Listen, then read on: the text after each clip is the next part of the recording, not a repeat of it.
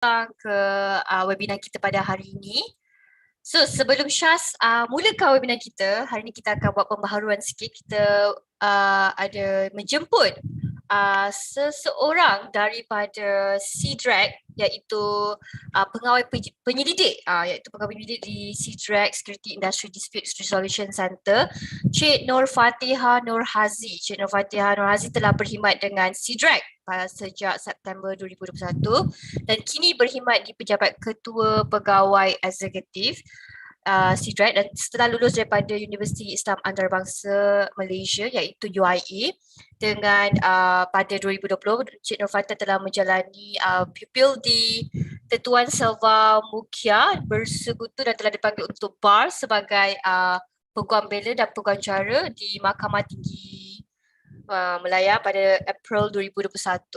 Okay, dengan ini saya nak menjemput Cik Nur Fatihah untuk memberi sepatah dua kata, memberi talk selama dalam 10 minit kepada kita punya partisipan pada hari ini. Okay, thank you, Shah. Sekejap ya, I'm just going to share my screen.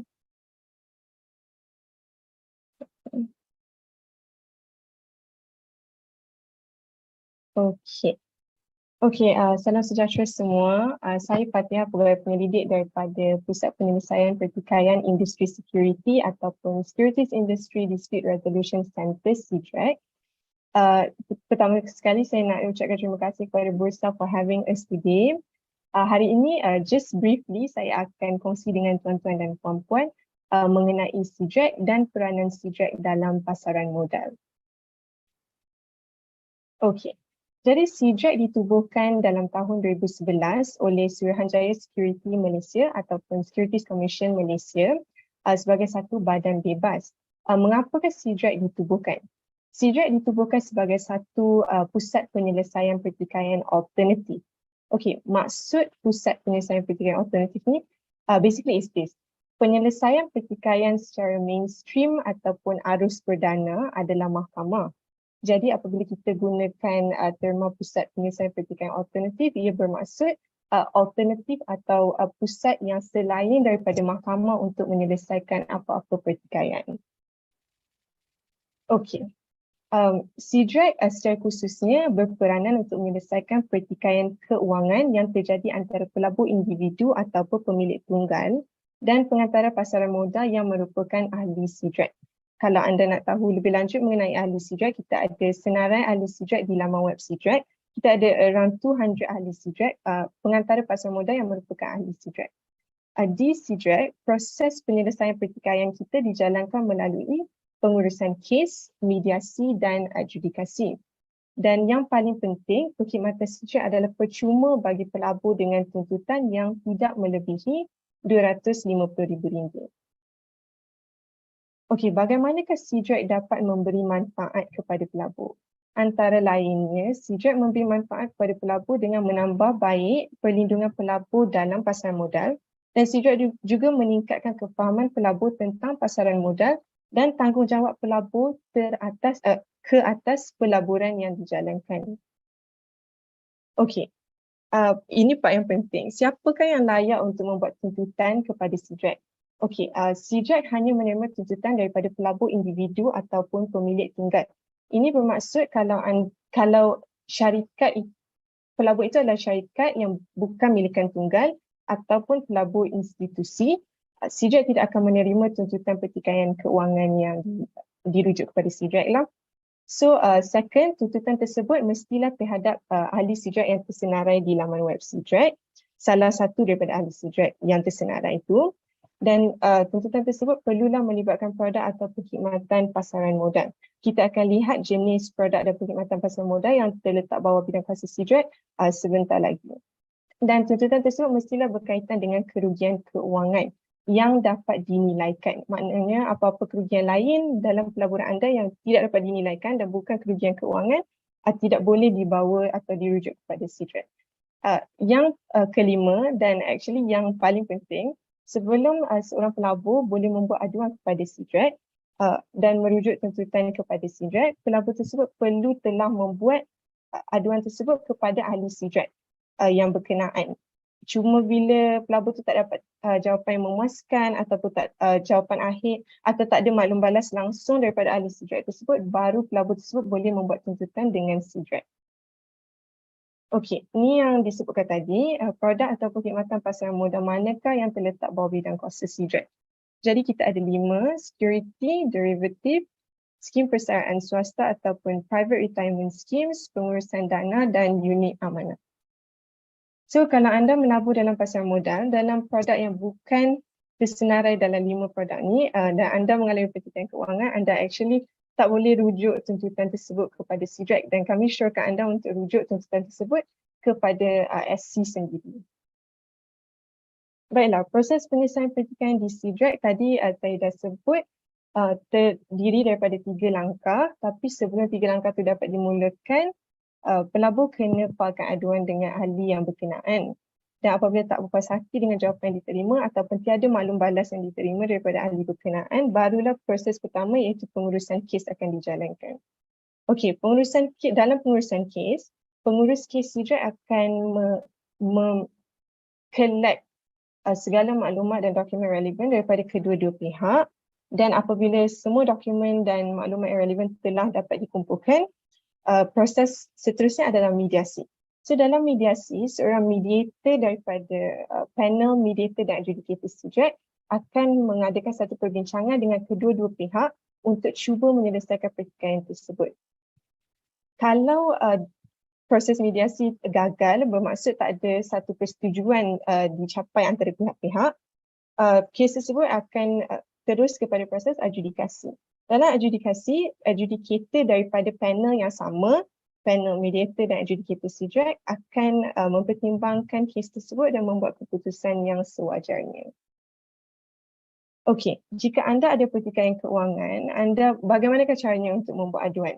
Anda boleh muat turun borang pertikaian ataupun tuntutan iaitu claim form dari laman web SEADRAC dan anda boleh emailkan claim form yang telah diisi sekali dengan segala dokumen yang relevan kepada SEADRAC di info@seadrac.com.my. Dan setelah itu pengurus kes SEADRAC akan menghubungi anda. Okey, kalau anda ada apa-apa pertanyaan dan anda nak tahu kalau anda ada pertikaian keuangan, whether it falls under SEADRAC's purview bidang kuasa SEADRAC ataupun tidak, anda boleh hantar aduan dan pertanyaan anda di info@seadrac.com.my ataupun hubungi kami di 0322822280. Anda juga boleh mengikuti perkembangan SEADRAC di media sosial SEADRAC. Itu saja daripada saya hari ini. Terima kasih so much to Bursa for having us dan hope you guys enjoy the briefing by Encik Safi. Terima kasih Cik Nur Fatihah di atas perkongsian tentang SEADRAC dan cara-cara untuk kita menghubungi SEADRAC juga. Okey, so kepada sebarang pertanyaan anda boleh kontak seperti yang tertera di skrin. So kita akan kembali ke kita punya event iaitu webinar kita. Sebelum tu izinkan Syaz untuk share slide sebelum kita mulakan. Alright.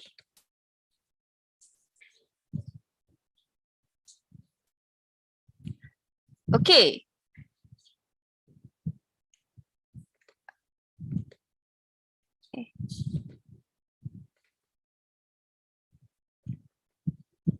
Sorry, salah slide.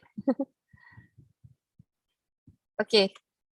Buat pengetahuan semua, tajuk webinar kita hari ini bertajuk Kuasai Teknik Trading Menggunakan Trend Kompleks. So webinar kita pada hari ini dibawakan khas dan dikendalikan oleh LiveChamp. Sebelum Syaz mulakan webinar kita, izinkan Syaz untuk membaca disclaimer terlebih dahulu. So segala maklumat dalam webinar ini adalah untuk tujuan maklumat am sahaja dan pembelajaran semata-mata serta disediakan di atas dasar seadanya tanpa sebarang representasi atau waranti dalam apa jua bentuk. Maklumat tersebut juga tidak mempunyai bentuk dalam nasihat undang-undang, kewangan, perdagangan atau pelaburan dan ia juga tidak membuat sebarang pengesyoran atau pengesahan mengenai mana-mana dan semua produk yang disebut. Bursa Malaysia Berhad dan juga pembentang tidak menerima sebarang liability untuk maklumat ini diberikan semasa pembentangan dan juga dalam slide pembentangan. Dan juga sebarang keputusan pelaburan atau perdagangan yang dibuat berdasarkan maklumat pada hari ini. Okey, Mari kita kenali kita punya speaker pada kita hari ini, iaitu tak lain tak bukan iaitu Encik Zafri Azizan. Beliau merupakan Chief Marketing Officer di Lami International, dan beliau juga merupakan pengasas bersama untuk Lami Academy, dan beliau mempunyai pengalaman dalam trading sejak 2014. So anda semua dah kenal siapa itu Encik Zafri Azizan sekiranya anda mengikuti webinar-webinar kita, dan saya ingin menjemput Encik Zafri Azizan untuk mulakan sesi webinar kita pada hari ini. Alright, Cik Zafri. Alright, thank you so much, Syaz.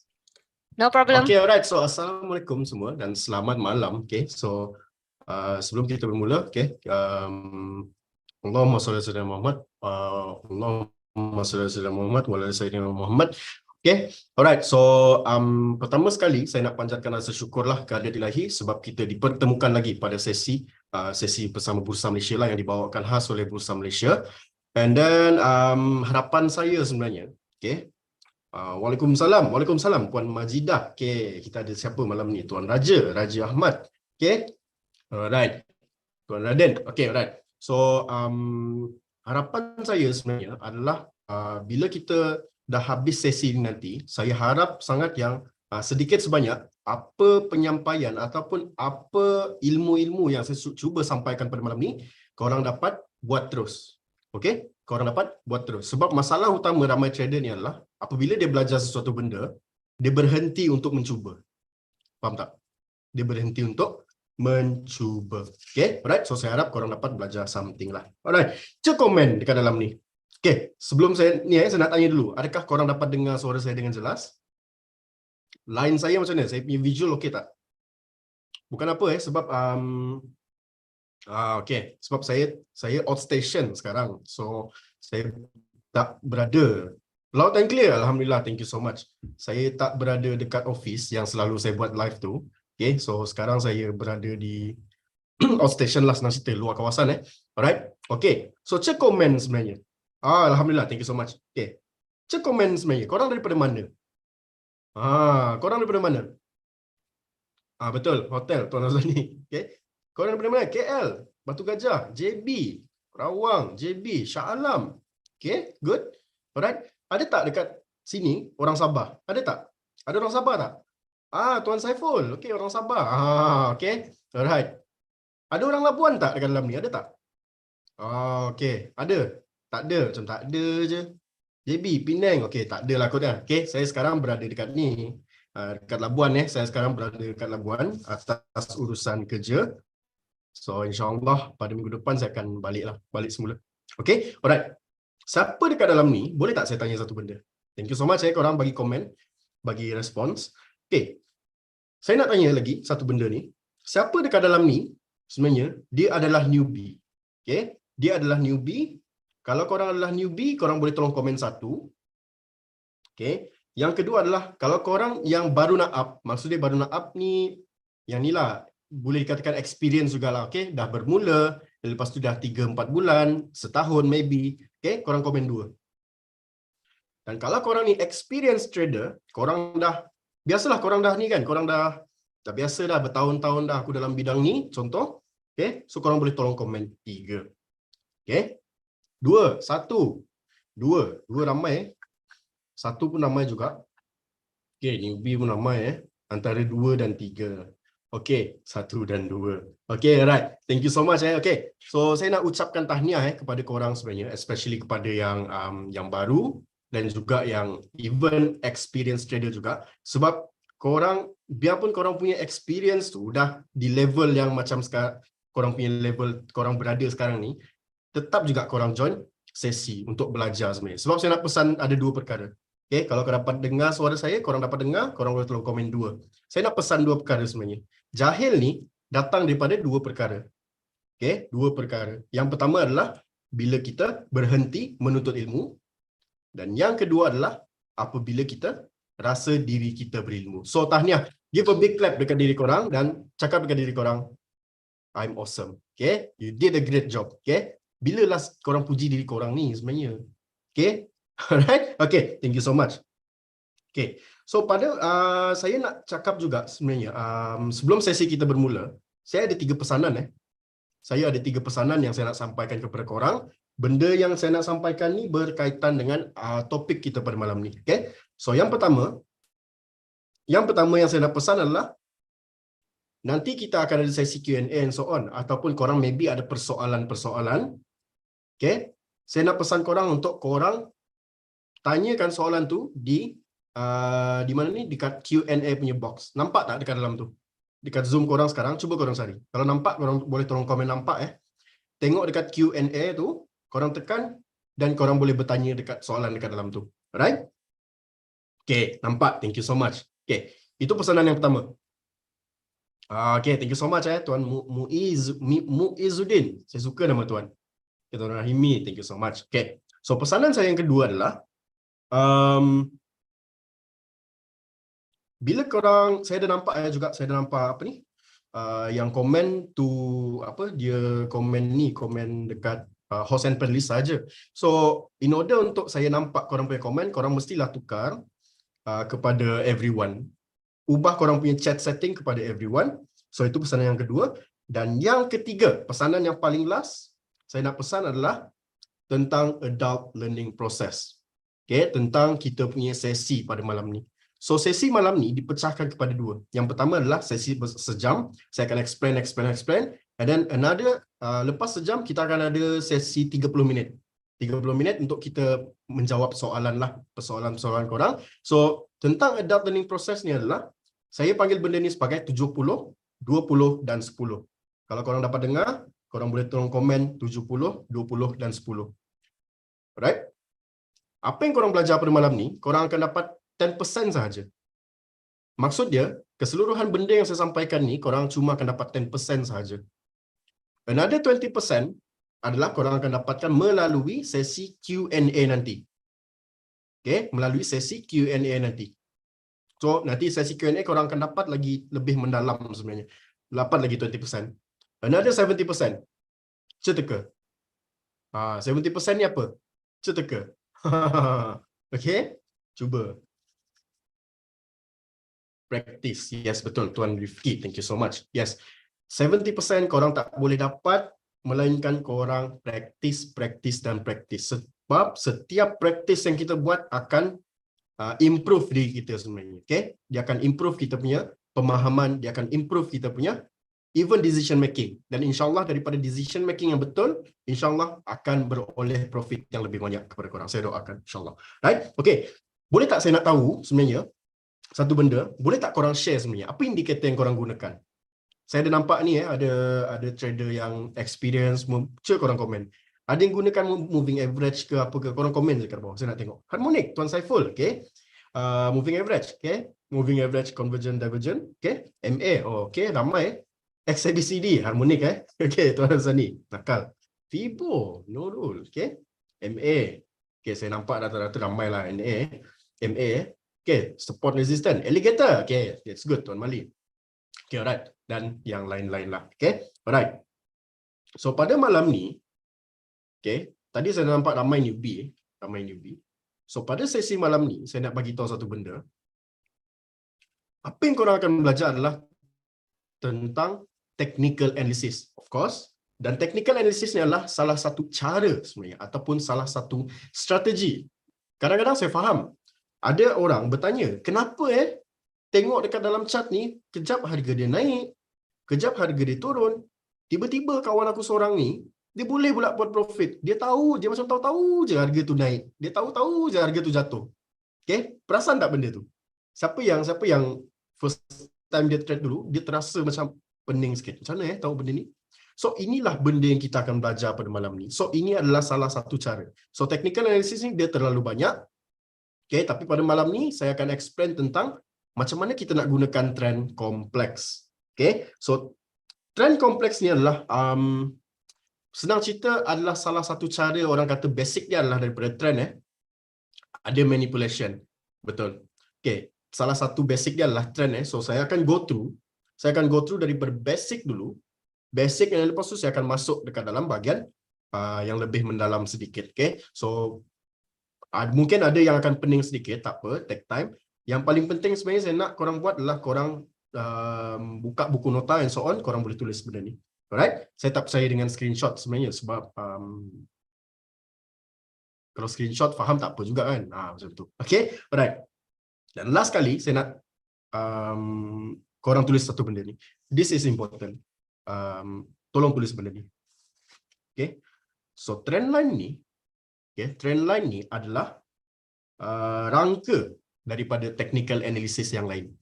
Okay. Ataupun kita panggil trendline ni adalah salah satu rangka sebelum kita nak masuk ke dalam benda-benda yang lebih mendalam. So, maksud dia, trendline ni juga, kalau kita tak faham trendline ni, okay, susah, agak mencabar kita nak belajar benda-benda yang lain, seperti Elliott Wave sebagai contoh.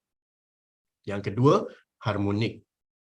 Yang ketiga, tadi saya dah nampak orang komen dia gunakan Vibo.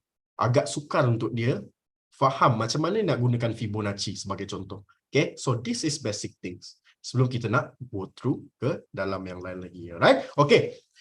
Berapa ramai dah ready sebenarnya sesi saya pada malam ni? Okay, alright. Saya nak tengok korang komen. Malam ni macam korang tak ada energy le. Betul ke korang nak belajar ni? Macam tak ada orang je. Okay, are you ready? Cek komen, cepat laju-laju, cepat. Saya nak tengok komen korang. Okay, ready. Ready, okay. Alright. Okay, betul ready. Okay, thank you so much. Okay. So, saya nak explain sedikit tentang apa ni? Tentang trend. Okay, tentang trend. Kalau korang dapat nampak skrin saya, korang boleh tolong komen dekat bawah. Nampak? Nampak tak skrin saya? Okay, tak nampak? Okay, sorry. Okay. Alright. Nampak ni tak? Nampak ni kan? Nampak slide kan? Okay. Okay, right. Thank you so much. Sekejap, saya tengok. Okay, betul lah. Okay, right. So, kenapa pentingnya kita nak lihat trend pasaran ni ataupun trend line ni? Okay. So, yang pertama adalah untuk kita lihat sebenarnya keadaan semasa market. Adakah dia berada dalam keadaan naik ataupun menurun? Benda ni penting sebab kita nak, senang cerita, kita nak tengok dia naik ataupun turun sebab kita nak buat decision. Faham tak? Kita nak ada satu best foundation yang di mana kita nak buat decision tu. Macam mana kita nak buat decision tu? Dia sesuai tak? Based on certain decision yang kita nak buat. Yang kedua adalah untuk kita lihat sebenarnya isyarat perubahan ataupun signal lah. So kadang-kadang market ni dia naik. Dia naik. Dia tak akan naik selamanya. Okay? Dia confirm akan jatuh juga. So macam mana kita nak gunakan trend ni untuk kita lihat sebenarnya signal perubahan tu. Okay? So itu poin yang kedua. So kepentingan yang ketiga adalah dia juga membantu untuk kita buat decision making untuk kita jual beli dalam trading. Sama ada dalam tempoh jangka masa yang panjang ataupun tempoh jangka masa yang pendek. Dan last kali adalah untuk menentukan keadaan arah pasaran ataupun keadaan market dalam jangka masa panjang ataupun jangka masa pendek. Alright? Okay. Adakah saya terlalu laju? Okay. Just nice. Okay, thank you so much. Alright. So sebenarnya untuk trend ni sebenarnya adalah dia ada tiga arah trend. Yang pertama adalah uptrend ataupun trend menaik lah. Okay. Yang kedua adalah downtrend ataupun trend yang menurun. Jangan risau, saya akan tunjukkan melalui visual nanti dan insyaAllah kalau kita ada cukup masa, saya akan tunjukkan melalui chart. Dan yang ketiga adalah market sideways, trend sideways ataupun trend mendata lah. Ataupun maybe korang pernah dengar kan, market flat ataupun market ding dong, okay? Ataupun market dia macam kangaroo. Ada orang selalu cakap kan macam tu, kangaroo lah, ding dong lah market. Inilah maksud dia sideways. Okay? So ini layout dia. Ini visual dia yang saya nak tunjukkan. Jangan risau, kepada yang newbie especially, saya akan ajar sebenarnya macam mana cara kita nak plot benda ni. So ini layout dia untuk trend menaik. Masa market dia tengah naik, of course obviously kita nampak market tengah naik kan. So kita akan plot satu line dekat bawah ni. So ini yang maksud dia adalah uptrend. Okay. Dan yang kedua, laju banget. Ini kita panggil sebagai support trend line lah. Okay, senang cerita. Kita panggil sebagai support trend line. Dan yang kedua adalah downtrend. Okay, so downtrend Apabila market dia jatuh ke bawah, so kita akan plot daripada atas. Di mana ini juga kita panggil sebagai downtrend line ataupun resistance trend line lah. Okay, kenapa resistance? Sebab kita akan gunakan line ni sebagai indication ataupun indicator ataupun kita nak tengok market tu. Once dia dah pecahkan resistance level, kita dah tahu market memang akan kuat naik ke atas. Okay, right. Dan yang ketiga adalah market sideways. Market sideways, dia ada dua. Dekat atas, dekat bawah. Line atas, line bawah. Ataupun kita panggil sebagai box lah. Okay. Sometimes kita akan gunakan box lah untuk tengok market macam ni. Okay. Sama juga di atas kita panggil resistance trend line. Di bawah kita panggil sebagai support trend line. Alright. Okay. So far sampai sini. Okay tak? Boleh saya teruskan? Boleh Alright. Thank you so much Tuan Hafiz. Okay. Thank you so much. Okay. So sebenarnya di dalam trend ni, tadi korang dah belajar tentang trend. Korang dah nampak tentang trend. Okay. Trend ni adalah bila market dia naik ke atas. Market ni adalah ni market Tuan Azim Tuan Azim, market ni adalah instrumen. Instrumen ataupun macam mana kita, okay, instrumen ni contoh macam ni lah. Kita saham Bursa Malaysia, itu adalah instrumen, kita panggil market. Bitcoin, kita panggil market juga. Okay. Futures, CPO, kita panggil sebagai market. Itu maksud market. Right? Tadi korang dah belajar tentang trend. So sekarang ni, kita nak belajar tentang klasifikasi di dalam trend. Okay. So klasifikasi di dalam trend ni ada 3. Yang pertama adalah major. Okay. Major ni adalah kita akan menggunakan time frame monthly ataupun weekly. So ini yang kita panggil sebagai major. Yang kedua adalah intermediate. Intermediate trend kita akan menggunakan daily time frame ataupun 4 hour. Okay, saya tak sempat nak ubah masa tu, ataupun 4 hour. Okay, tapi ini pendapat peribadi saya sendiri. Siapa dekat dalam ni dia trade market Bursa Malaysia? Okay, semua trade market Bursa Malaysia kan dekat dalam ni? Okay, alright.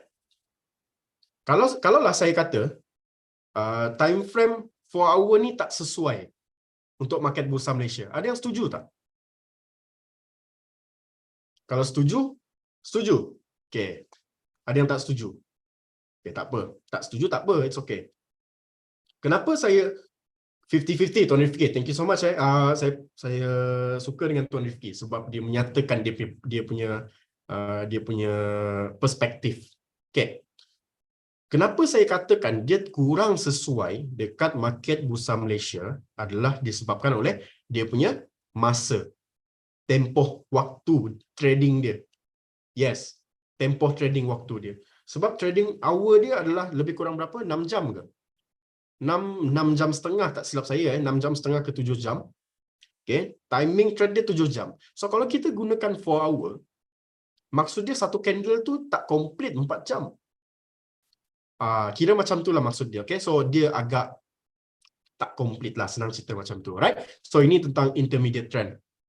Dan yang ketiga adalah near term ataupun kita boleh gunakan time frame ni lah, hourly dan below.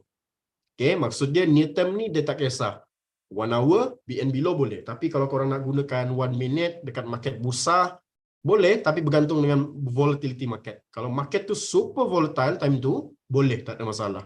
Seminit pun boleh. Sebab saya pun pernah plot dekat satu counter ni di next gunakan chart seminit, boleh. Kita boleh baca. Alright, so ini 3 klasifikasi. Okay, alright. Ini contoh dia, major trend. Major trend, kita ambil satu contoh ni satu case study daripada Supermax. Clear tak saya punya apa? Saya punya chart ni. Clear tak? Clear. Clear Alright, thank you so much. Okay, sekarang ni saya menggunakan time frame weekly. Okay, kita gunakan case study dalam Supermax. Okay. Supermax ni major time frame dia berada di dalam keadaan downtrend. Okay, so kita nampaklah market dia downtrend. Kalau market downtrend, saya nak tanya korang, apa yang korang buat? Adakah korang akan masuk juga ataupun korang cuba stay away from the market? Kalau saya stay away lah from the market. Tapi saya tak akan tinggalkan terus. Kita akan cuba tengok daripada dia bergantung lah, senang cerita, dia bergantung dekat korang. Korang ni jenis trader macam mana? Kalau jenis trader yang kaki swing, korang takkan beli dekat area bawah. Maksud saya korang takkan beli dulu, korang akan tunggu. Tapi kalau korang jenis trader yang scalper and so on, korang akan gunakan lagi lower lah. Okay? Dan benda ni juga related dengan multiple time frame. So ini basic dia. Okay. So kita tengok next. Intermediate. Untuk Supermax. Case study. So inilah intermediate dia. Still juga masih berada di dalam keadaan downtrend. Okay. Yang ketiga, near term. Tapi near term kita nampak market dia sideways. 1 hour, near term saya gunakan 1 hour. So bila kita buka sebenarnya, ini yang kita nampak tadi. Nampak tak? Nampak. So ini maksud dia. Bila kita nak, maksud dia saya cuba gabungkan ketiga-tiga benda ni untuk buat korang faham dan nampak benda ni. So kalau korang nampak market macam ni, apa decision making yang korang boleh buat? Tuan Rama bagi tahu buy low. Okay? Boleh. Buy low. Tapi bahaya dia bila kita cuba buy low, dia akan semakin lower lagi. Tunggu pecah box. Okay? Saya percaya Tuan Khairul Aiman adalah trader ni. Trader short term punya trader. Tuan Mali tunggu breakout trend line. Saya percaya Tuan Mali jenis orang trade ni. Trader yang kita panggil sebagai swing trader. Standby response trend. Betul, Tuan Raja pun sama juga. Okay? Jenis yang swing trader. Tunggu break box. Okay? So bagi mereka yang cuba untuk beli based on box, tengok kat sini. Bagi mereka yang cuba beli dekat area level ni, pricing level ni lah 475 kan. Okay, maksud dia berada di dalam ni tau, berada di dalam tempoh yang shorter term, senang cerita. So shorter term.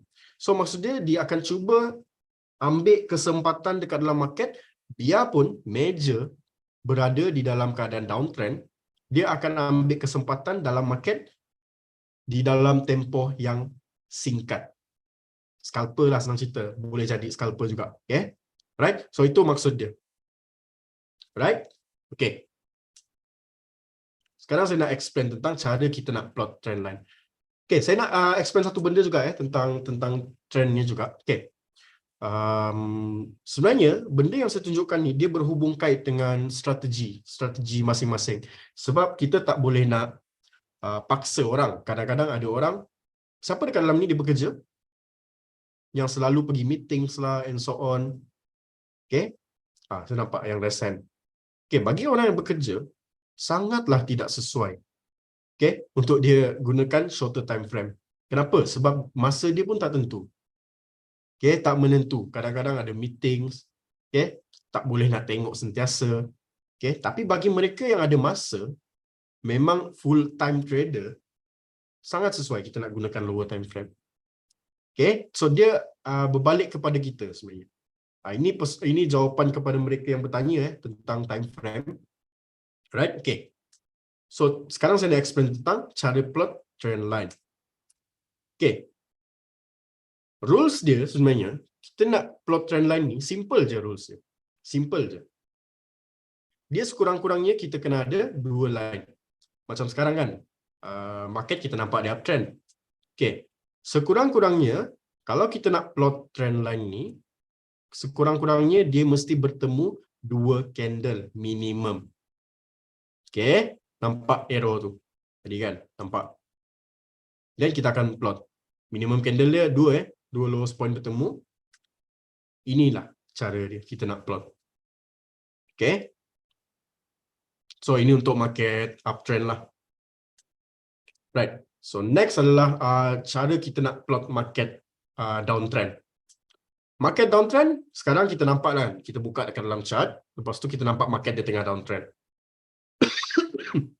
Market tengah downtrend. So, sama juga kita akan plot menggunakan minimum 2 candle. Okay, macam case ni, kita adjust lah based on candle kan. So, kita akan plot. So kita akan nampak sebenarnya. Dan kepentingan benda ni adalah untuk kita lihat keadaan market.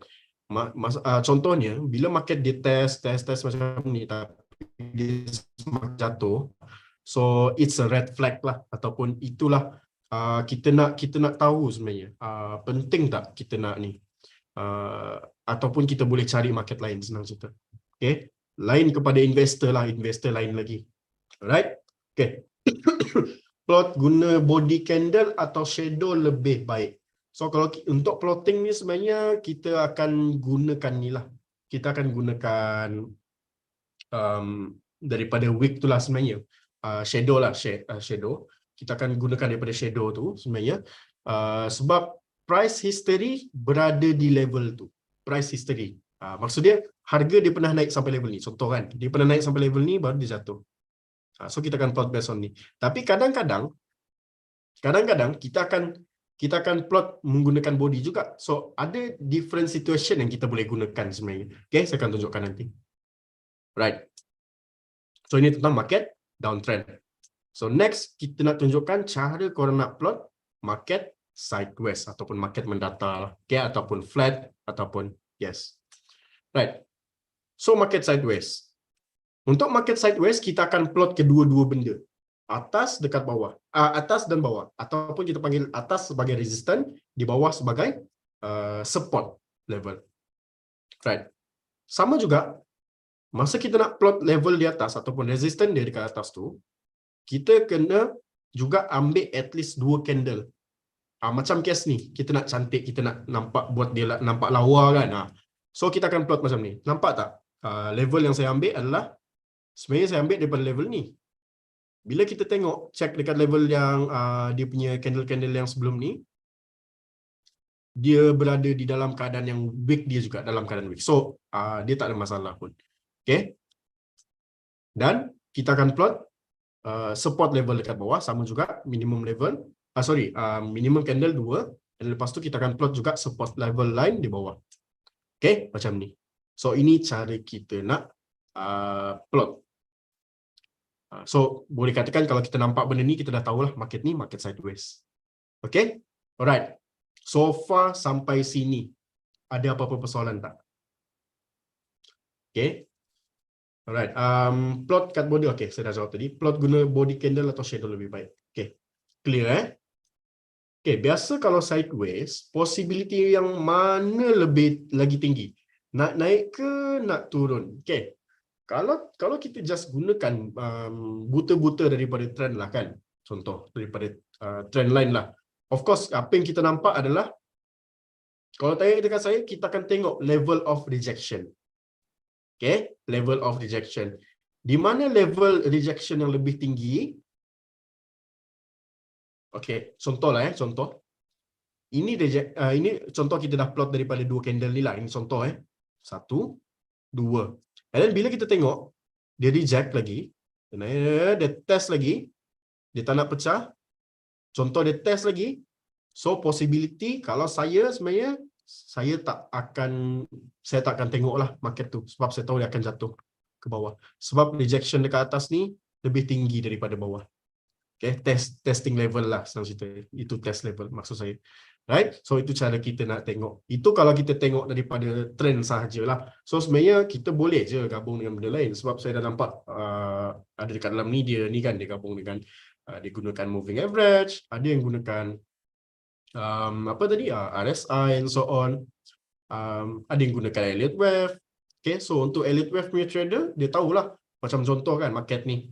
Kita tahulah market ni, okay, market tengah flat ni, market tengah ni sekarang tengah dalam fasa correction, tapi correction sideways. So kita tahu apa decision making yang kita nak buat. So adakah motif wave tu dia berada di level bullish ataupun bearish? So kalau market ni dia flat, kalau market ni dia sideways, berada di dalam keadaan bearish, so kita tahulah market memang akan jatuh lagi. So maybe kita akan cuba elakkan untuk kita masuk. Tapi berbeza sekiranya market dia naik ke atas, okay, sekiranya market motif di dalam keadaan bullish, kita nampak market sideways, so kita tahu sebenarnya dia ada potential untuk naik ke atas. Contoh maybe dia sideways dalam keadaan level 2 ataupun level 4 lah, contoh, right? Okay, untuk buat trend line, kena guna chart daily atau weekly. Okay, macam yang saya explain tadi, untuk kita buat trend line adalah kita akan gunakan based on, okay, nanti saya share ujung nanti. Siapa nak kalau saya share tentang benda ni? Benda yang sesuai untuk trader. Siapa nak kalau saya share penghujung nanti? Sekejap, saya tulis saya takut saya lupa. Sekejap. Nak ke macam tak nak je? Tak nak, tak apa. Saya okey je. Apa tadi soalan ni? Macam ni kita nak tahu sesuai, kesesuaian. Time frame. Swing position. Okay, right. Nanti ingatkan saya sekali. Alright. Okay. Okay, boleh saya teruskan? So, maybe saya nak tunjukkan kepada korang jugalah di dalam slide. Sorry, bukan slide. Saya nak tunjukkan dekat dalam chart ada saya nak share. Sekejap Right. Pam. Okay. Boleh tak bagi saya satu contoh market? Okay, satu contoh market. Saham ke? Saham lah, saham bursa lah. Okay, ada. Tiguan. Okay, saya nampak Tuan Nur Azli komen dulu. Okay, so kita tengok Tiguan. Alright. Tiguan Okay, nampak tak? Screen. Okay, dekat Tiguan ni macam contoh kita nampak market sekarang dia tengah berada dalam keadaan uptrend. Okay, market dia tengah uptrend. Tak nampak? Nampak muka? Tak share screen?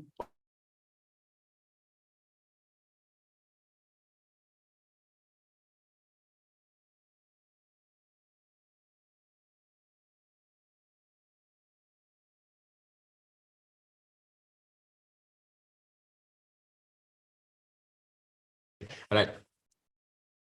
Okay. Lagging. Okay, kejap line saya tak bagus. Allahumma salli ala sayyidina. Testing. Okay, dah okay. Alright, saya gunakan line hotel so line hotel pun agak tak stable juga. Okay, alright. Okay, untuk tongguan ni kita ambil contoh. Saya gunakan, okay, sekejap saya tukar ni lah. Tiguan.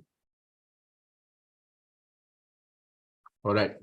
Macam contoh sekarang ni, kita nampak market tengah berada di dalam keadaan, saya padam sekejap dalam keadaan uptrend.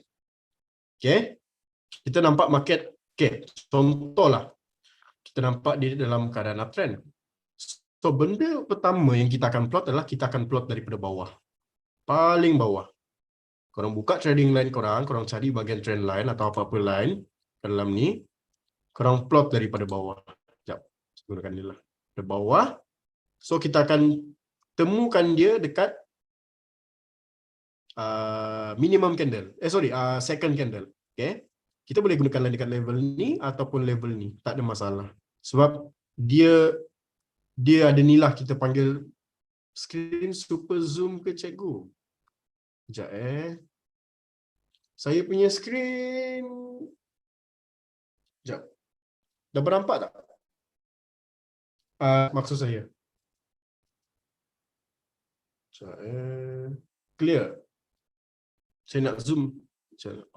Zoom macam ni lah. Cuba zoom macam ni lah. Okay, right. So, masa kita nak plot, kita akan ambil daripada lowest point dan kita plot kepada next point level ni. Right? So, inilah kedua-dua candle yang maksud saya. Minimum candle. Okay, ubah color sekejap. Okay, alright. So, inilah maksud saya. Dua candle. Right? Okay, so kita tahulah. Macam market sekarang ni, untuk tongguan kita dah tahu. Market dia berada dalam keadaan yang uptrend. Okay? Right. Simple kan nak plot? Senang kan? Mudah je. Okay, tentang time frame, saya akan explain. Mana yang sesuai untuk scalper ke, swing ke apa ke. Tapi tunggulah kejap. Right, so ini cara kita nak plot. Okay, next kita tengok market downtrend pula. Okay, market downtrend. Okay, kejap kita test. Saya nampak benda ni awal. So, kita test. Okay. Macam sekarang ni kita dapat nampak market dia tengah downtrend. Katakan saya gunakan hourly hourly punya time frame. Okay. So sekarang ni terang dengan lebih bersuluk kita nampak market dia berada dalam keadaan downtrend. Okay. Market dia downtrend. So sama juga kita akan plot benda yang sama daripada 2 point. Okay. Kegunaan trendline ni untuk kita lihat sebenarnya. Okay, saya cuba kecilkan besarkan time frame supaya korang nampak. Kegunaan dia untuk kita lihat sebenarnya bila signal harga ni dia boleh berubah. Okay, so kita cuba tengok. Right. So, dia test dulu sekali, dia jatuh balik, lepas tu dia naik semula. So, ini maksud saya sebenarnya. Cara kita nak gunakan di dalam trendline. Okay, so ini maksud untuk market downtrend. Okay, ni untuk market downtrend. Okay, next kita tengok market sideways lah pula. Okay, ada yang ni saya nampak tadi sekejap Sedania. Okay, kita tengoklah Sedania. Contoh Sedania. Kita test kita tengok. Dah banyak plot dah. Tak apalah. Sedania. Adakah korang masih bersama saya?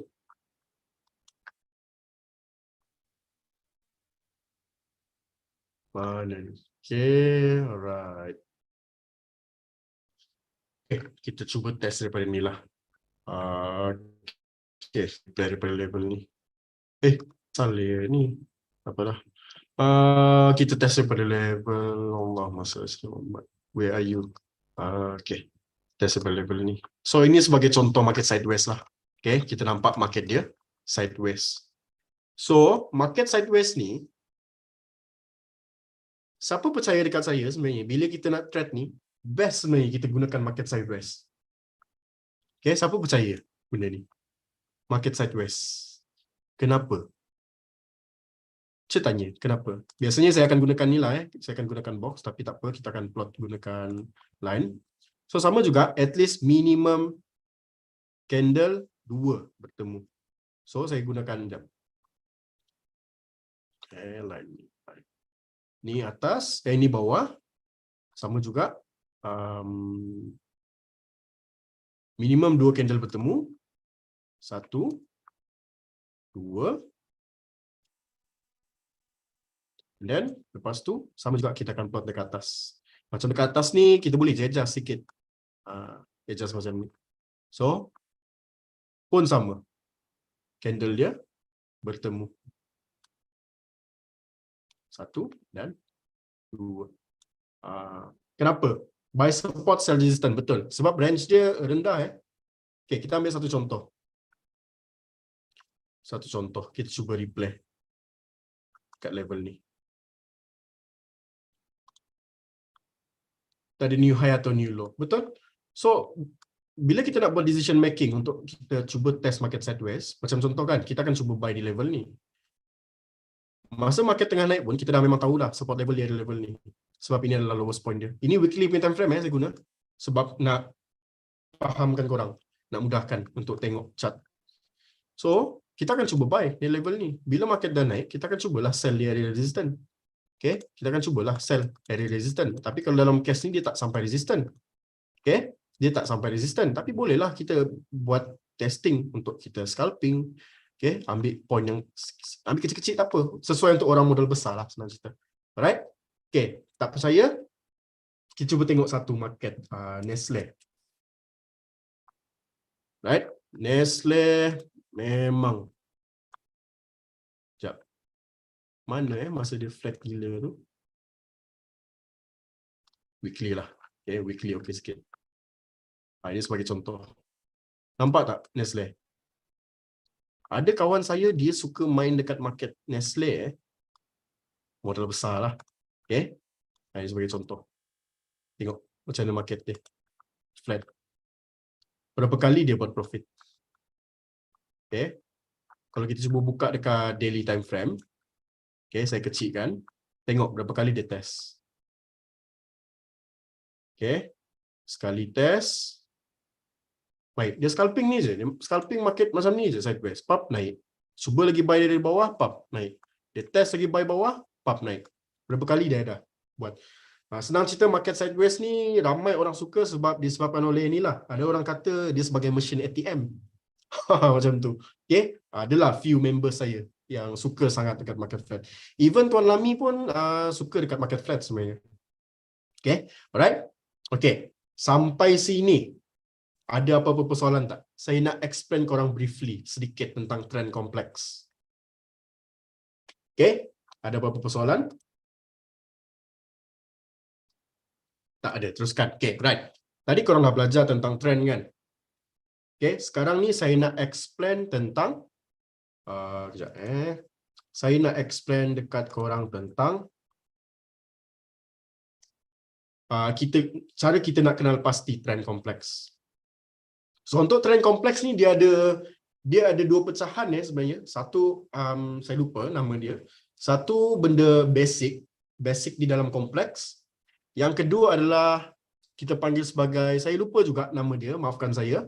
Saya rasa Puan Rohana ingat sebab saya ingat berkali-kali Puan Rohana ingatkan saya. Kipas cap udang. Tuan Lami dia panggil benda tu sebagai kipas cap udang. Siapa yang gunakan gun dekat dalam ni? Gun fan tu. So itu yang kita panggil sebagai trend kompleks. Tapi basic dia adalah dua benda ni. So untuk kita kenal trend kompleks ni dia ada dua. Yang pertama adalah kita panggil sebagai support become resistance. Okay, tadi kita belajar support dan resistance kan? Okay, kita panggil sebagai, sekarang kita belajar support become resistance. Yang kedua adalah resistance become support. Okay, alright. So contoh dia, saya nak tunjukkan adalah, ini sebagai contoh. Ini trend yang awal-awal kan, kita panggil sebagai support lah. Ini kan trend yang awal-awal, kita dah plot. Okay. Bila market dia jatuh ke bawah, kita tak akan buang terus benda yang kita dah plot tu. Melainkan dah cacah barbar lah kita punya chart kan. Kita tak akan buang terus. Kenapa? Sebab kita akan gunakan benda ni sebagai resistance level kita. Nampak tak? Okay, tadi market naik macam ni kan. Bila dia test, sebenarnya masa market dia jatuh, dia cuma test sekali je tau. Dia test sekali. So, sebagai confirmation, contohlah sekiranya kita boleh buat IDSS kan, short selling, kita akan cuba untuk short sell di level ni. Ada kan, Bursa Malaysia ada IDSS, intraday short selling. So kita akan cuba short sell di level ni dan market akan jatuh, nampak? So support level tadi dah menjadi resistant untuk market ni lah senang cerita. So ini tentang support become resistant. Okay, yang kedua adalah resistant become support. Okay, untuk bahagian resistant become support ni, ini basic dia. Okay, mula-mula kita dah plot trend line ataupun resistant punya trend dekat atas. Okay, down trend line. Okay, terus kita plot. Okay, kalau korang nampak, ini dia ni lah. Sebab saya gunakan monthly punya chart sebab nak tunjukkan sebenarnya. Saya nak tunjukkan je sebenarnya contoh kepada korang. Sebab kalau kita buka daripada lower time frame dekat Jet Marvel ni, sebenarnya dia test tau. Dia test lagi dekat level bawah ni, barulah dia naik semula ke atas. So maksud dia dekat sini, kita akan gunakan decision making dekat level ni sebagai untuk kita lihat sebenarnya. Okay? Sejauh mana market tu, dia boleh jalan. Sejauh mana market tu, dia boleh pergi. Ataupun senang cerita, sebagai isyarat ataupun sebagai signal untuk kita buat decision making. Sebab saya percaya satu benda, masa kita trade ni sebenarnya, technical ni cuma 20%. Okay, 20%. Technical yang korang belajar ni semua, 20% je.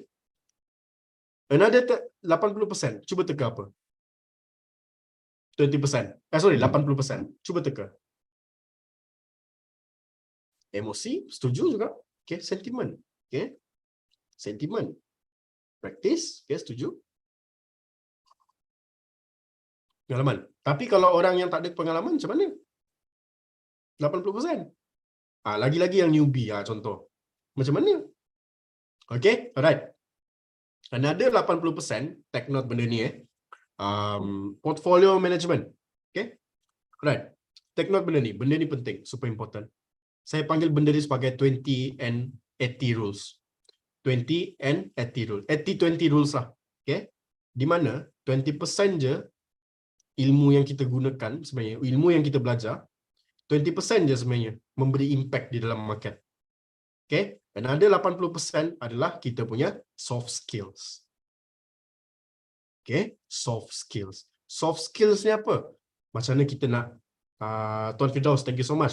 Macam mana kita nak manage portfolio. Okay? Bukan sahaja portfolio, macam mana kita nak handle emotion kita. Okay? Macam mana, contoh dalam market dah bergerak. Sekiranya dia go against, contoh kita dah tahu market ni dia boleh pergi, tapi tiba-tiba dia jatuh. Apa decision making kita? Adakah emosi yang akan mengawal kita ataupun kita yang akan kawal kita punya duit?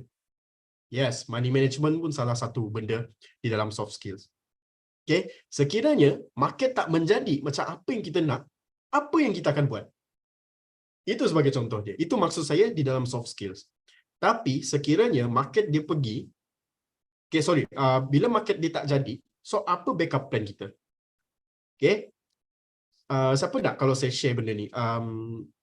Daripada buku John J. Murphy, John J. Murphy dia ada explain tentang money management.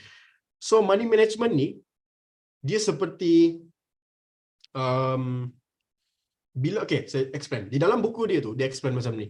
Bila contoh, korang ada modal RM100,000, okay, saya sharing 100,000 ringgit, sebenarnya money management korang kena pakai 50,000 je sebenarnya. Another 50k untuk buffer. 50k ni je korang akan gunakan. Dan 50k yang korang masukkan ataupun korang beli dekat mana-mana market atau mana-mana instrumen tu, okay, maksimum kerugian yang korang kena kawal cuma 10%. Maksud dia 50,000, 5,000 je. Okay, 5,000 je korang punya ni. Tapi ada juga yang tanya, kalau lah 10%, tiba-tiba lah dia jatuh pergi 15%. Lepas tu dia naik semula. Ada tak? Mesti korang ada persoalan tu kan? Betul tak? Okay, dah lost 15%, lepas tu naik semula. Kan dah rugi, aku cut loss. Yelah, itu kalau naik. Kalau dia tak naik-naik, macam mana? Okay, itu sebagai contoh dia. Dan of course penting untuk kita ni lah, determine kita punya trading plan sebagai contoh dan soft skills yang lain sekali. Alright, okay. So last daripada saya sebenarnya, saya nak share tentang, yes betul, kita kena yakin dengan rezeki Allah. Kalau tak jadi, it's okay. Kita dah berusaha. That's our job. Yeah, kita just buat yang terbaik. That is our job. Kita just buat yang terbaik je. Okay. Yakin kita tu jangan kepada technical pula. Okay. Ini saya nak pesan jugalah. Okay. Yakin kita tu jangan kepada technical. Yakin kita tu kepada Allah. Okay. Siapa yang bagi kita rezeki? Okay. Alright. Okay. So saya nak share. So impian umpama destinasi ni. Maksudnya impian ni diumpama macam destinasi. Okay, dia ada goals. Macam sebuah perjalanan. Okay, tanpa komitmen, korang tak akan sampai ke destinasi itu.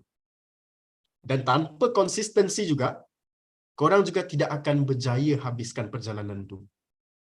Okay, alright. So, thank you so much semua. Saya nak pesan satu benda sebelum saya habiskan sesi. Sebarang Q&A lepas ni, korang boleh letak dalam bahagian ni, bahagian Q&A punya box. So nanti Syaz akan bantu untuk pick the question and then kita akan cuba jawab, bantu korang lah jawabkan persoalan tu. Alright, so thank you so much semua. Okay, okay, Syaz. Okay, kepada siapa yang mempunyai soalan, anda boleh type soalan anda di Q&A box. So Syaz akan baca. Okay, soalan pertama dari Encik Syahrizan. Biasanya kalau sideway, possibility yang mana lagi tinggi dan nak naik ke nak turun? Okay, tentang soalan ni sebenarnya, okay, bila contoh kita nampak market sideways, dia ada beberapa decision making yang kita buat. Masa market dia sideways sebenarnya, ada orang dia akan gunakan market sideways ni sebagai kita panggil sebagai mesin ATM. Ada orang kata macam tu So dia akan cuba buy bila mana market dia akan sentiasa sideways, sebenarnya dia akan ambil peluang tu. Okay? Dan peluang tu juga sangat sesuai bagi mereka yang scalper. Scalper ni boleh dikatakan dia banyak duit senang cerita dia banyak duit sebab setiap sedikit, walau sedikit pun profit yang dia dapat tu, tapi bila dia mempunyai modal yang banyak, contohlah kita ambil contoh, modal dia 100k, dia cuma ambil 2% dia daripada 100k tu. Okay? So maksud dia untung dia dah berapa dah kan? Itu maksud saya. Kalau setakat lepas potong brokerage pun, untung dia masih besar lagi. Okay? So kita kena tengok daripada segi itu. Dan ada situasi yang lain adalah setengah trader ni dia akan cuba tangkap. Kalau market dia jatuh ke bawah, kita monitor kan, kita motif. Kalau market dia jatuh ke bawah, so kita akan cuba stay away from the market. Melainkan korang masuk ni lah, kalau korang main ni kan, intraday short selling, korang akan cuba masuk bawah. Tapi bila dia naik ke atas, korang akan buy on breakout lah. Itu je cara kita nak tengok. Sebab cara lain lagi yang korang boleh lihat adalah sekiranya korang boleh gabungkan, okay, ini saya punya ni lah, saya punya personal punya ni. Sekiranya korang boleh gabungkan dengan Elliott Wave, contoh, okay, korang boleh nampak dah possibility dia. Okay, adakah dia akan menaik ataupun menurun. Okay, alright. So Tuan Syarizan harap dapat menjawab persoalan Tuan. Puan Zainab, soalan tadi tak dijawab. Okay, maafkan saya. Saya tak nampak soalan tu, tapi boleh ni lah tolong jawab. Tolong tanya dekat bahagian Q&A box tu. Okay, soalan seterusnya, boleh tengok RGT BHD adakah dalam range sideways juga?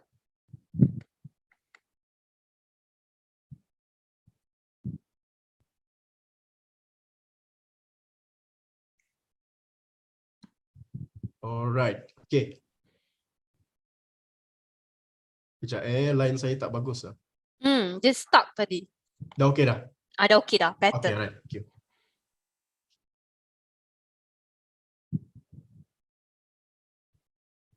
Ada soalan ke tadi? Ya. Oh, Dengar sorry. Okay. Soalan dia saya repeat balik. Kalau kita tengok RGT BHD adakah dalam range sideways? Oh, okay. Okay, alright. Okay, sekejap saya share screen. Okay, screen tu. RGT RGT berhad. RGT BHD. Kalau dapat nampak screen, boleh tolong komen dapat nampak. Nampak. Nampak, okay. Syaz nampak. Tapi kita nak tahu juga participant kita nampak ke tak Okay.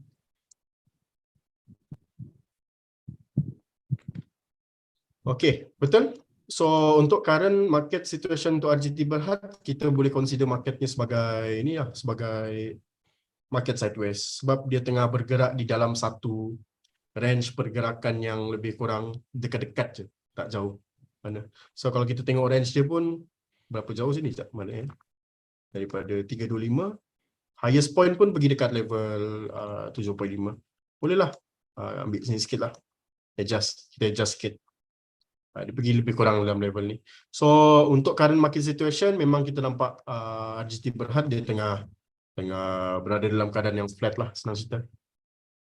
Alright, so harap dapat menjawab persoalan. So kalau kita tengok pun sebenarnya, okay, saya cuba share sikit untuk lower time frame, kita boleh katakan dia ni lah, dia intermediate, dia berada dalam keadaan downtrend, sideways.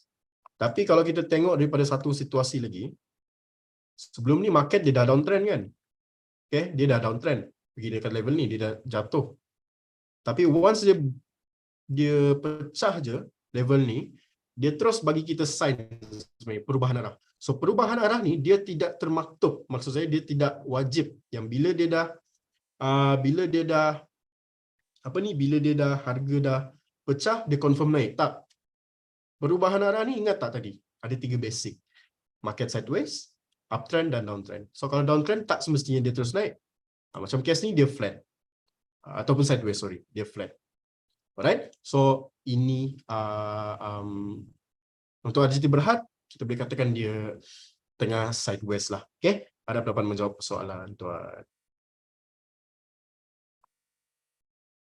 Frame manakah yang cantik untuk kita tengok SPR-RBS? Sekejap Syaz. Sekejap.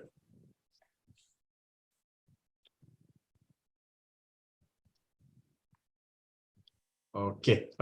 Hello. Okay. Saya ulang balik. Time frame manakah yang cantik untuk kita tengok SPR, RBS? Okay, time frame yang cantik untuk kita lihat SBR dan RBS dan SBR ni sebenarnya adalah kita akan cuba gunakan time frame yang lebih besar. Kenapa saya katakan time frame yang lebih besar? Sebab time frame yang lebih besar tu sebenarnya dia kurang noise. Okay, dia kurang noise. Kurang noise ni maksudnya, okay, macam contohlah. Sekarang tengah tengok skrin kan? Okay. So, contoh dia. Macam sekarang ni, kita nampak ini dekat weekly lah, contoh. Kita ambil weekly contoh. Untuk weekly, kita dapat nampak yang market dia berapa kerat je candle kan. Tapi bila kita buka dekat daily dia semakin noise. Tapi ini tak berapa complicated sangat lah. Kita cuba buka hourly. Tengok. Agak pening sedikit lah kita nak buat decision making kalau macam ni. Market ni tak cantik sebenarnya. Kita cuba carilah market lain. Kita ambil contoh. Apa tadi? Ada komen? Tak nampak tadi.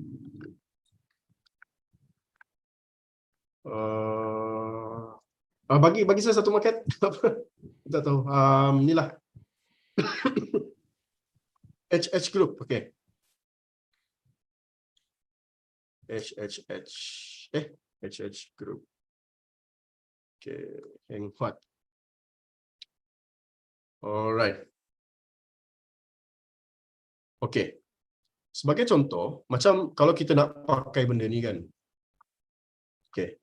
Saya cuba plot level ni lah. Contoh. Sekarang saya gunakan daily. Okay. Sekarang saya gunakan daily. So, bila saya gunakan daily sebenarnya adalah lebih mudah untuk kita lihat sebenarnya. Okay. Lebih mudah untuk kita untuk kita buat decision ataupun lebih mudah untuk kita faham sebenarnya market ni sekarang macam mana. Okay. Sebab kalau kita gunakan contohlah untuk kita plotting terus kita gunakan contohlah aku trade menggunakan 30 minutes. So aku akan gunakan 30 minutes. So kalau korang gunakan 30 minutes macam ni, so agak pening untuk korang tengok. Even sekarang ni kalau korang tengok chart macam ni, mana lebih better untuk korang lihat, maksud saya untuk korang analyze market, untuk korang tengok mana lebih mudah, 30 minit ni ke ataupun contohnya weekly, daily lah, kita gunakan daily ataupun daily senang nampak, betul? Okay, daily senang nampak. So daripada daily inilah baru kita akan tapis lagi smaller dan benda ni kita panggil sebagai kita nak tapis lah, ataupun siapa dah belajar tentang multiple time frame, kita pernah ajar sebelum ni, kita ada explain tentang multiple time frame. Itu yang cara kita nak gunakan. So untuk kita lihat which one is better, RBS ataupun SBR di dalam time frame, kita kena tapis. Itu jawapan saya kepada persoalan tadi. Korang kena tapis dan dia tak semestinya untuk tengok RBS dan SBR saja. Okay? Even korang gunakan teknik lain pun benda yang sama korang boleh gunakan. Okay? So saya harap persoalan tu dapat dijawab lah. Thank you so much. Okay. Soalan seterusnya, macam mana kita nak confirm berlaku sideway ataupun terjatuh? Kadang-kadang kita tak sempat nak beli bila dia naik. Okay. Macam mana kita nak macam mana kita nak confirm berlaku sideway atau terus jatuh, kadang tak sempat nak buy dan naik pula. Okay, sama macam tadi yang saya explain. Korang kena tengok daripada mother dulu. Okay, saya umpamakan macam ni Ada tiga time frame kan tadi, major, intermediate dan near term. So, macam contoh kan, tadi Tuan Mehmet nampak market sideway tapi tak confirm lagi. Okay. So that's why kita kena tengok daripada time frame yang kita dah explain tadi. Sebagai contoh, kita tengok time frame besar. Okay. Time frame besar, kita nampak dia tengah berlaku downtrend. Contoh. Lepas tu kita buka kepada time frame yang kecil sedikit, tengah-tengah, kita nampak dia masih downtrend. Okay. Market yang lower lagi, macam contoh Okay, saya share screen lah. Tadi saya punya ni. Sekejap, saya show. Oops. Sekejap. Sekejap share screen. Alright. Okay. Sebagai contoh, tadi saya ada explainkan tentang benda ni. Okay. Kalau market, even dia berada di dalam keadaan apa? Downtrend. Contoh ini meja tadi. Ini mak. Sorry, ini mak. Ini ayah. Okay. Kenapa mak lebih tinggi? Decision making. Apa-apa benda mak mesti diutamakan dulu. Okay. Bawah ni adalah anak. Sebagai contoh. Selagi mana market dia tak berjaya tembus dekat bapa dia ni, macam kasar pula kan, macam dekat ayah dia ni, selagi mana dia tak tembus kawasan ayah dia, selagi mana dia tak tembus kawasan mak dia, ibu dia, selagi itulah kita still akan menjangkakan market akan jatuh. Even though dia sideways macam mana sekalipun. Market tetap kita akan still consider dia sebagai satu zone yang berbahaya untuk kita buat decision. Okay? Itu maksudnya. So, untuk confirmation, of course lah, kita nak tunggu dia pecah dulu. Okay? Dalam market ni sebenarnya kita kena sentiasa mencuba. Okay? Selagi mana kita tak try, kita tak faham macam mana kita nak encounter sesuatu benda tu sekiranya dia tak berlaku seperti apa yang kita nak. Okay? So, saya harap dapat menjawab persoalan tuan lah. Soalan seterusnya, boleh ke Tuan Zafri terangkan tentang price manipulation? Okay. Terus terang saya bagi tahu tentang price manipulation ni, saya tak belajar dengan mendalam sebenarnya, tapi saya cuma tahu info-info sedikit saja tentang price manipulation ni. Saya cuba sampaikan melalui satu analogi ni sebagai contoh. Okay. Siapa yang perasan tentang market ni? Allahumma salli ala Muhammad. Dalam saham ni dia akan isu ni kan. Apa ni satu benda? Dia akan isu satu benda yang kita panggil sebagai dia nak buka, maksudnya dia nak buka private placement. Private placement. Yes, private placement. So, dia nak buka satu price. Okay, saya tanya dekat korang. Private placement ni bagus?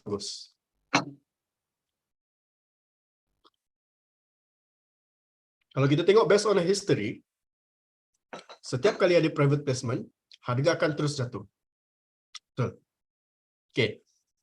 So, daripada perspektif bisnes, daripada segi perspektif bisnes, okay, saya cuba fahamkan dulu.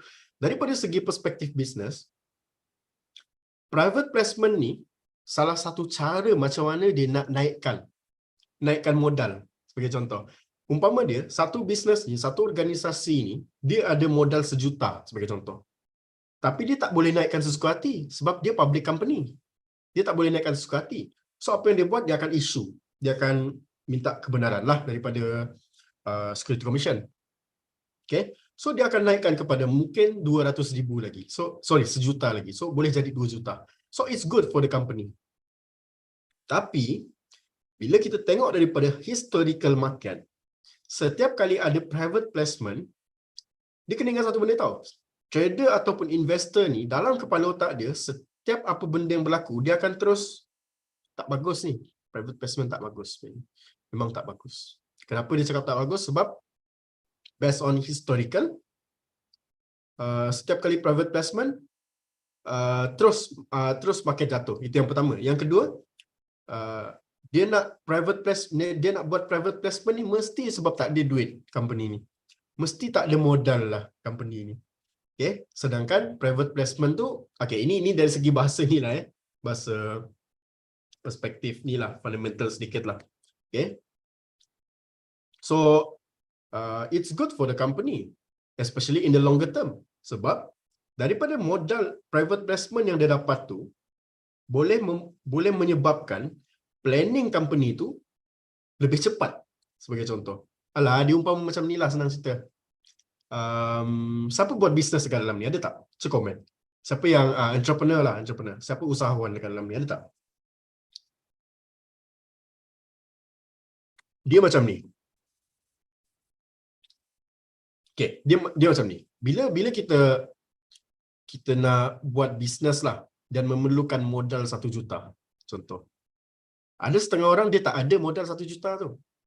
Tapi dia ada option untuk dia kumpul. Faham tak? Dia kumpul modal sampai 1 juta. Okay, tapi kalau dia kumpul sampai 1 juta tu, lambatlah benda tu. Tapi kalau dia gunakan duit orang sebagai contoh private investment, benda akan lebih cepat.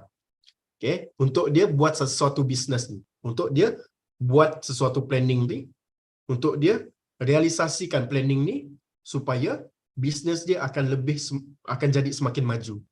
Okay, akan semakin menaik. Itu maksud dia.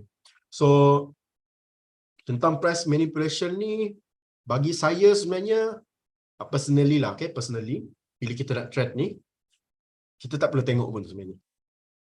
Okay, kita tak perlu tengok pun sebenarnya. Yang penting sebenarnya kita ada plan. Okay, yang penting sebenarnya macam contoh even trader semua ni, dalam korang punya platform kan ada function.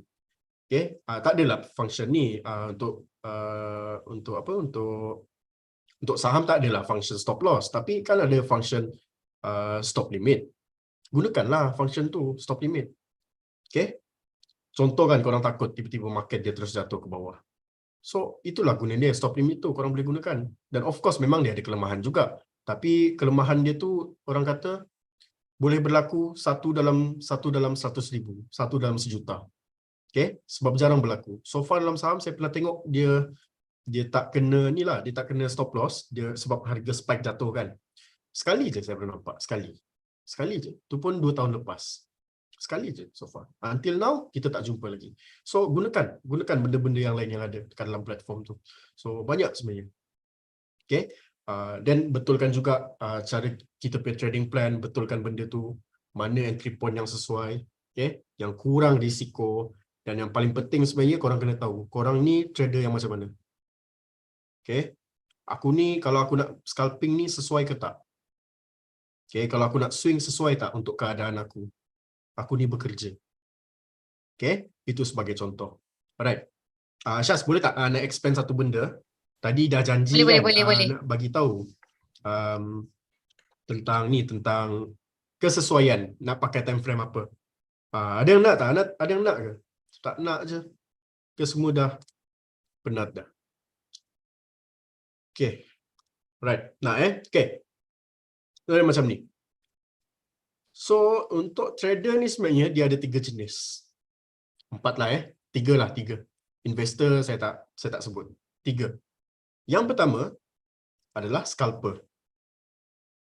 Okay, tulis benda ni. This is important. Yang kedua adalah swing trader. Yang ketiga adalah position trader. Okay, position trader. Untuk scalper ni, most of the time, okay, timing, duration dia ni tak lama. Dia akan gunakan time frame yang super low. Macam contoh market bursa Malaysia kita, kalau market super volatile, dia even gunakan time frame 5 minit ke bawah. 5 minit, 10 minit, 15 minit, sebab market volatile. So tak ada masalah. Okay, so itu cara scalper nak gunakan di dalam time frame. Okay, yang kedua adalah swing trader. So swing trader ni, saya explain lagi. Scalper tu tadi, dia tak sesuai bagi mereka yang busy, super busy. Aku ada meeting lah kejap lagi. Aku ada ni lah. Tak sesuai. Okay. Dia sesuai bagi orang yang sentiasa ada masa je depan chart. Macam tu. Okay. Dan kalau time tu dia ada timing lah. Okay. Right. So yang kedua adalah swing trader. So swing trader ni adalah satu trader yang dia akan cuba tangkap satu trend tu. Once trend dah berubah daripada downtrend nak ke atas, dia akan cuba hold je benda tu sampai atas. So usually swing trader ni time frame yang dia akan gunakan usually 1 hour. Okay, 1 hour. Jaranglah kita nampak orang gunakan sampai weekly, tak. 1 hour dia pakai and below. 1 hour hingga ni lah, hingga 1 hour hingga daily lah sebagai contoh. Right? So itu untuk swing trader. Dan swing trader ni sesuai bagi mereka yang dia kadang-kadang boleh tengok chart, kadang-kadang dia macam susah sikit nak tengok chart. Okay? Tapi nak jadi swing trader ni pun ada lagi soft skills yang korang kena belajar. Okay? Macam mana nak trailing. Trailing ni pun macam mana point yang sesuai korang nak trail. Okay? Contohlah kadang-kadang kita tak tahu juga. Kita nampak kita nak cuba swing, tangkap, naik. How if kalau tiba-tiba dia naik, lepas tu dia jatuh macam tu. So ada cara dia juga, ada cara-cara dia. So itu yang kedua tentang swing trader. Dan yang ketiga adalah position trader. Dan saya explain lagi. Swing trader ni usually dia tak ni tau. Dia tak akan pegang dalam tempoh yang lama gila. Okay. Mungkin dia akan pegang di dalam tempoh yang maybe dalam seminggu, 2 minggu ataupun 3 minggu, even sebulan pun ada jugalah. Okay. Mungkin juga bergantung dengan keadaan market, mungkin boleh sampai 3 bulan. Okay. Contoh. So yang ketiga tadi adalah position trader. So position trader ni adalah orang yang dia percaya dengan market tu, dia boleh pergi jauh, so dia akan hold je sampai habis. Saya bagi satu contoh, nanti korang boleh tengok buat study. Cuba tengok market DNO. DNO masa tu saya ingat harga RM1 lebih tak silap saya. Lepas beberapa bulan, even tahun, harga naik sampai berapa tak silap saya, RM4 ke RM5. Kan RM7 masa tu, saya lupa. Okay, so itu maksud dia. Position trader ni dia akan hold je lama. Okay, the position trader ni dia sesuai gunakan time frame yang weekly. Weekly and above lah, monthly pun boleh, tak ada masalah. Okay, dan dia sebenarnya tak adalah yang specification sangat pun, tapi ini adalah sebagai guideline. Okay, tentang cara korang nak gunakan time frame tu. Sebab time frame ni lah yang saya nampak ramai trader dia ada masalah yang super besar dekat time frame ni. Tapi kalau nak saya boleh je explain dengan lebih mendalam nanti, insyaAllah. Kalau kita ada masa. Itu pun kalau ada yang nak lah. Ada yang nak ke? Tentang benda ni. Nak? Betul? Nak? Nak cinta? Nak je. Nak Betul tak boleh lah pukul 12. Lepas ni saya ada meeting saya jumpa orang lagi. Okay? Saya ada jumpa orang lagi. Thank you so much Puan Wana, tolong typekan. Ada meeting lagi lepas ni. Right? Okay, kalau nak, korang boleh join dekat kita punya channel Telegram sebenarnya, dekat link bawah tu. So nanti kita akan inform dekat korang bila kita akan buat sesi tu. Okay? Alright, so saya harap tadi explanation panjang lebar tu dapat membantulah menjawab persoalan daripada siapa tadi? Daripada Tuan Miza, Tuan Miza Hussein. Thank you so much. Soalan seterusnya daripada Encik Hafiztin. Volatility harga saham mungkin akan lebih tinggi selepas quarterly business update. So kadang-kadang saham menjunam sungguh pun kita ada good quarterly result. So apakah strategi terbaik untuk trade semasa business update? Adakah kita stay away ataupun kita masuk trade ataupun kita sales on hand stock before stock tu turun harga? Jawapan dia sebenarnya untuk mengelakkan, sebab kita faham sometimes dia macam ni. Bagi saya sebenarnya, bila kita nampak macam contoh kan business update punya ni lah, quarterly punya reports. Bila dia ada quarterly punya reports punya dah bagi update, apa yang berlaku selepas tu hanyalah reaction. Faham tak? Reaction. Contoh hari ni keluar. Saya ambil satu contoh satu contoh yang terdekat. Untung bilion-bilion. Tapi sama juga, dia punya saham jatuh gila. Apa saham tu? Saya komen. Dia untung bilion ni, bilion. Tahun lepas, bilion. Setiap kuarter, bilion tau untung dia. Tapi harga dia daripada RM10 jatuh sekarang sampai 7%. Top Glove, yes. Itu sebagai contoh dia. Benda tu hanyalah reaction. Semasa quarterly punya report keluar, okay, Top Glove naik. Betul, naik. Tapi naik dia sejauh mana? Okay? Sejauh mana naik dia? So kita kena tengok juga, okay? Dengan strategi korang. Korang ni jenis macam mana? Kalau korang jenis scalping, ada peluang ni, aku tahu reaction ni mesti naik ni, orang akan push kau. Kan cubalah masuk. Okay? Dan kalau untuk tanya apa strategi yang terbaik sebenarnya adalah, yang pertama adalah kita kena kuatkan dulu kita punya soft skills. Benda yang penting sebenarnya untuk kita, sebelum kita nak trade ni, sebelum kita nak tengok technical ni, kita kena tengok kita punya, kita kena identify dulu the market. Okay, biarlah dia kita nampak quarterly update gila-gila macam mana sekalipun, tapi kita kena tengok daripada benda yang kita nampak, benda yang nyata, benda yang jelas. Benda yang jelas ni daripada mana? Chart lah, itu benda yang jelas. Tentang quarterly punya, tentang reports ni pula, saya bukan nak cakap apa even saya background in accounting. So saya tahu benda ni memang boleh sentiasa kita boleh manipulate, sentiasa boleh adjust, sentiasa ada adjusted punya benda. So benda yang paling penting sebenarnya adalah kita kena tetapkan dulu. Okay, kita kena tetapkan dulu. Kita nak trade macam mana? Kita nak swing. Okay, contoh kita nak swing. Lepas dah swing, kita kena determine di mana kita nak masuk. Di mana kita nak masuk dan di mana kita nak keluar. Okay, bukan kita masuk disebabkan oleh macam kita dengar je terus kita masuk. Kita tak tengok pun dekat chart. Okay, ini cerita trading lah. Okay, cerita trade. Saya tak cerita tentang investing. Tapi investing pun ada juga. Kita boleh je expand dengan lebih mendalam juga. Okay, so kita tengok daripada benda itu dulu, barulah kita buat decision. Barulah kita execute. Okay, so untuk kita lihat based on report sahaja semata-mata, kita cuma akan dapat based on reaction saja. Sebab report bukannya sentiasa keluar. Dia setiap quarter. Itu pun lambat. Ada je yang lambat report. Okay, so saya harap dapat menjawab persoalan tuan. Okey, soalan seterusnya iaitu soalan terakhir, Tuan Zafri. Okay. Pada pendapat Tuan, kenapakah time frame 4 jam ni kurang bagus? Okay, sebab dia macam ni. Market Bursa Malaysia, hour dia berapa ya? Okay. Kita kira lah, pukul 9 buka. 10, 11, 12.30. So 3 jam setengah. Lepas tu sambung semula pukul 2.30. 2.30 sampai 5.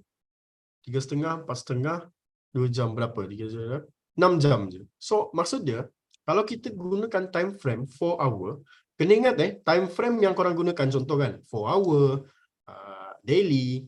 Contohlah daily. Daily ni, setiap candle yang korang nampak, satu-satu candle tu, sekiranya korang gunakan time frame daily, setiap candle tu represent satu hari. Sekiranya korang gunakan time frame hourly, setiap candle tu represent satu jam lah, 1 jam. Begitu juga yang lain-lain. So, maksud dia, dengan keadaan market yang orang kata tak cukup sifat lah, saya panggil tak cukup sifat, sebab first session untuk market Bursa Malaysia 3 jam setengah. Okay, 3 jam setengah. Tapi 3 jam setengah tu kita gunakan time frame 4 hour. So, time frame satu candle tu dia tak cukup pun 4 hour. Tak cukup. Dia cuma 3 jam setengah. So, bagi saya dia macam mana dia ada benda yang tak komplit lah, senang cerita. Okay, so kita akan elakkan sebenarnya gunakan. Tapi ada je study menggunakan 4 hour di dalam market bursa, tapi personally kalau tak bagi tahu dekat saya, kita tak akan gunakan 4 hours dan kita tak pernah ajar kita punya student gunakan 4 hours. Right? So saya harap dapat menjawab persoalan tuan. Okey, terima kasih Tuan Zafri di atas Okay, thank you so much. Terima kasih sebab kesudian bersama kita pada hari ini. So sebelum tu izinkan Syaz untuk share kita punya slide dulu ya.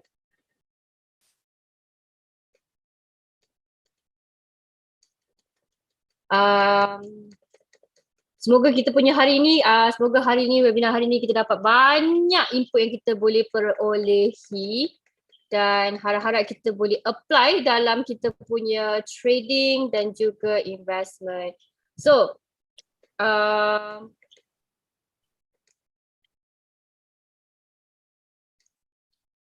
sebelum Syaz akhiri kita punya webinar pada hari ini, izinkan Syaz untuk perkenalkan Bursa Academy. Bursa Academy merupakan one-stop e-learning platform untuk tujuan pembelajaran yang continuous dan juga holistik kepada kita punya pelabur dan juga pedagang.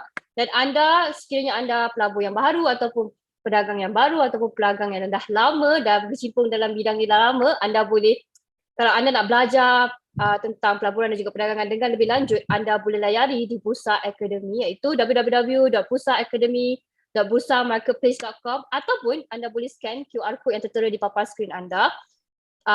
platform ni sangat simple, user friendly dan anda boleh gunakan di mana-mana pada bila-bila masa. Okay, untuk next webinar kita yang bertajuk Time Your Entry and Exit with Moving Average pada hari Rabu 28 September pada waktu yang sama 8.30 malam hingga 10 malam. Registration link Syaz akan letak dekat chat box, anda boleh register sekarang. Alright, untuk kepada siapa yang ingin bertanya dengan lebih lanjut kepada Tuan Zafri Azizan, anda boleh contact beliau seperti tertera di papan skrin anda. Okay, terima kasih Encik Zafri. Thank you so much, Syaz. See you again. See you again. Alright, selamat malam semua. Bye-bye. Take Semoga kita semua akan jumpa lagi untuk next webinar kita yang seterusnya. Okay? Alright. Alright, bye-bye.